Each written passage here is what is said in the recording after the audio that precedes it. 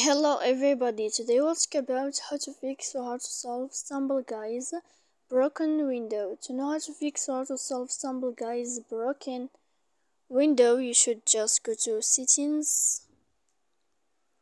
Here on this page you will click on apps, default apps, app settings. Then this page you will search about this window of Stumble Guys and you will enter. Here in this list of app info, you will click on force stop and you will click OK. Then you will enter to storage. After that, we click clear cache. And in the end of all these steps, you can go to Play Store. You will search about Stumble Guys.